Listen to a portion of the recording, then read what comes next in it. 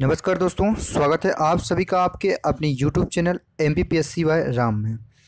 यहाँ पर आज बात करेंगे बाल विकास के सबसे इम्पोर्टेंट क्वेश्चन जो मैं लगातार एक सीरीज़ लेके चल रहा हूँ। डेली एक वीडियो अपलोड करता हूँ आपके लिए जो इम्पोर्टेंट हो सकते हैं, और इसी सीरीज़ को मैंने आगे बढ़ा है दोस्तों आज। और एक मैं अपडेट भी लेके आया हूँ दोस्तों। मैंने अभी यहाँ पर देखा था कि पत्रिका के माध्यम से इन्होंने जानकारी दी है कि बहुत सी ऐसी चीज़ें, जैसे अभी वर्तमान में आप देख सकते हो 2 दिन ही हुए हैं पूर्व, और मंत्रिमंडल का गठन हो चुका है मध्य प्रदेश में दोस्तों। और यहाँ पर जो है कैबिनेट मंत्री हो चुके हैं और आज उनकी बैठक हुई। इसके संबंध में महत्वपूर्ण जानकारी उन्होंने दी है और कहा है कि जो भी रोजगार से संबंधित, उन्होंने कहा है, अप्रत्यक्ष रूप से कहा है कि जो भी गवर्नमेंट एग्जाम होने वाले हैं या पीईबी की जो भी प्लानिंग है वो तय शेड्यूल के अनुसार ही तय होगी। और पीएससी के लिए भी उन्होंने बहुत बड़ा अपडेट दी है कि लोक सेवा आयोग का कहना है कि पीएससी जरूर आएगी इस बार।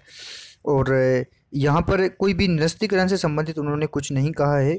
इनका ये कहना ज़रूर है कि जो सरकार परिवर्तन हुई है तो उस हिसाब से बहुत सी सब्जेक्ट या बहुत से विभागों में यहाँ पर दोस्तों आप समझ सकते हो कि एग्ज़ाम को इसलिए पेंडिंग में डाला, 1 महीने पोस्टपोन इसलिए कहा क्योंकि आपको भी जान सकते हो कि रिजल्ट 11 दिसंबर को घोषित हुआ। सरकार बदली एकदम से। यदि सरकार वही रहती तो यहाँ पर इतना बड़ा नहीं होता। नियमितीकरण के अनुसार जो शिक्षक होते या परीक्षा होती वो 29 दिसंबर से ही शुरू होती, कोई अपडेटेड नहीं होता। परंतु सरकार परिवर्तन होने के साथ बहुत सी ऐसी विभाग हो जाते हैं, ऐसे बहुत से सब्जेक्ट हो जाते हैं जिनको बदलना बहुत ज़रूरी हो जाता है। तो इसी वजह से यहाँ पर जो है दोस्तों एग्ज़ाम को 1 महीने के लिए पोस्टपोन किया है। बहुत से मित्रों को अभी भी कन्फ्यूजन है कि एग्ज़ाम क्या निरस्त होंगे या नहीं दोस्तों। तो ऐसा नहीं है, एग्ज़ाम निरस्त नहीं होंगे।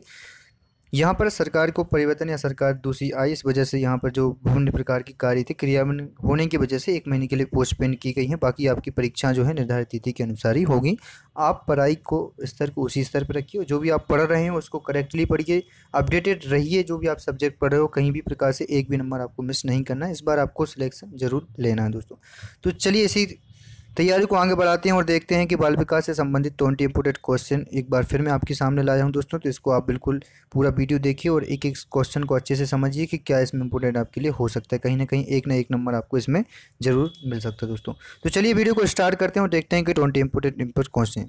तो यहाँ पर फर्स्ट इंपोर्टेंट दिया गया है कि निचली कक्षाओं में शिक्षण की खोज खेल पद्धति के मूल रूप से आधारित है। तो विकास एवं बुद्धि के मनोवैज्ञानिक सिद्धांतों पर। तो जो निचली कक्षाओं में रहती हैं शिक्षण की खेल पद्धति का मूल रूप क्या है? तो विकास और बुद्धि के मनोवैज्ञानिक या बोल सकते हैं मॉडर्न तरीके के सिद्धांतों पर आधारित है। दूसरा इंपोर्टेंट प्रश्न है, बालक का विकास परिणाम है तो वंशानुक्रम और वातावरण की अंतः प्रक्रिया। तो बालक का जो विकास परिणाम होता है वो तो वंशानुगत होता है, जो जेनेटिक होता है, और दूसरा जो एटमॉस्फेयर होता है उनकी अंतः क्रिया के माध्यम से ही बालक का विकास होता है। तृतीय इंपोर्टेंट प्रश्न है दोस्तों आपका कि शरीर के आकार में वृद्धि होती है क्योंकि शारीरिक और गणतात्मक विकास होता है। शारीरिक होता है, हेल्थी होता है, और गणतात्मक विकास भी होता है, इसलिए शरीर के आकार में वृद्धि होती है। मानसिक विकास को प्रभावित करने वाले कारक कौन कौन से हैं? जो आपका जो हेड या फिर बोल सकते हैं मानसिक विकास होता है तो उसको वंशानुक्रम हो सकता है, जेनेटिक हो सकता है, परिवार का या फैमिली एटमॉस्फेयर हो सकता है, परिवार की सामाजिक स्थिति हो सकती है, या फिर निम्न स्थिति हो सकती है यहाँ पर। तो ये मानसिक विकास के प्रभावित करने वाले प्रमुख कारण हैं। शारीरिक विकास का क्षेत्र है तो स्तन आयुमंडल जो रहता है वो शारीरिक विकास का परिक्षेत्र है या क्षेत्र कह सकते हैं।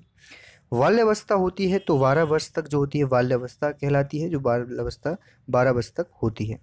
विकास में वृद्धि से तात्पर्य क्या है? तो आकार, सोच, समझ और कौशलों में वृद्धि ही विकास में वृद्धि से तात्पर्य है। 8वां इंपोर्टेंट प्रश्न क्या है कि बाल विकास का सही क्रम क्या होता है? तो बाल्यावस्था, किशोरावस्था और पौणावस्था जो है बाल विकास का सही क्रम माना जाता है। विकास कहाँ से शुरू होता है? 9वां इंपोर्टेंट प्रश्न है। तो प्रसव पूर्ण अवस्था से जो है आपका विकास जो है शुरू हो जाता है। बाल्यावस्था में सामाजिक विकास के रूप में मुख्य है तो बालक और बालिकाओं में एक साथ रहने की प्रवृत्ति बाल्यावस्था में सामाजिक विकास के प्रमुख मुख्य रूप कहे जाते हैं। 11वां इंपोर्टेंट प्रश्न है कि बुद्धि एवं विकास में क्या संबंध है? तो एक दूसरे के पूरक हैं बुद्धि एवं विकास। 12वां इंपोर्टेंट प्रश्न है कि परिपक्वता का संबंध है विकास से। परिपक्वता से का तात्पर्य है कि संपूर्ण रूप से एक पूर्णता ही परिपक्वता कहलाती है। तो विकास जो होता है जब परिपक्व हो जाता है तो उसे परिपक्व कहा जाता है। बुद्धि और विकास का मुख्य सिद्धांत क्या है? तो वैयक्तिक अंतर का सिद्धांत ही बुद्धि और विकास के मूल सिद्धांत को कहा जाता है। इसको आप ध्यान देना। 14वां इंपोर्टेंट प्रश्न है कि किशोर अवस्था की अवधि क्या होती है? तो किशोर अवस्था की जो अवधि होती है वो 12 से लेकर 19 वर्ष की आयु किशोर अवस्था की स्थिति या अवस्थी रहती है। विकास कैसा परिवर्तन है? तो विकास जो होता है गुणात्मक परिवर्तन होता है। आप में जो गुण आते हैं, गुणों के माध्यम से ही आपका विकास से तुलना की जाती है।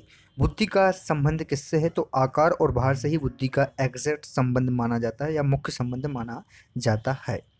17वां इंपॉर्टेंट प्रश्न है कि मानव विकास को क्षेत्रों में विभाजित किया जाता है। तो शारीरिक, संज्ञानात्मक, संवेगात्मक और सामाजिक, ये जो क्षेत्र हैं इसमें मानव विकास को विभाजित किया जाता है। इनको ध्यान देंगे, एक एक करके चारों को आपको ध्यान देना है।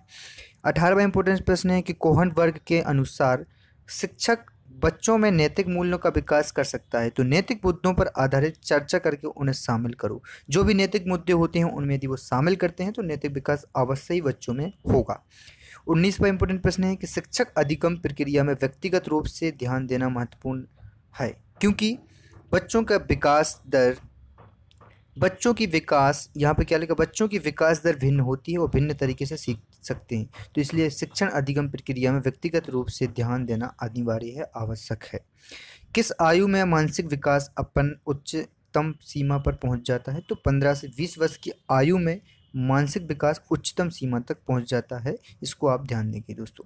तो ये आपकी 20 इंपॉर्टेंट सीरीज कंप्लीट हो जाती है दोस्तों। तो बताइए कमेंट करके कैसी ये सीरीज रही। मैं आपको एक बार फिर बताना चाहता हूँ कि एग्जाम बिल्कुल तय शेड्यूल होंगे, 1 महीने मात्र के लिए पेंडिंग हुए हैं। ये आपको भ्रमित कर सकते हैं। आपकी परीक्षा स्तर जो आपने तैयारी की है लगन से, उसको ये कहीं ना कहीं डिमोटिवेट कर सकते हैं। तो आपको बिल्कुल मेरे प्यारे मित्रों डिमोटिवेट नहीं होना है। आपको तैयारी को बिल्कुल उसी स्तर पर रखना है जो आपने एक थिंकिंग बनाई थी कि जिस स्तर पे मैं तैयारी करूंगा और उस हिसाब से मैं रिजल्ट दूंगा, तो उसको रखना है।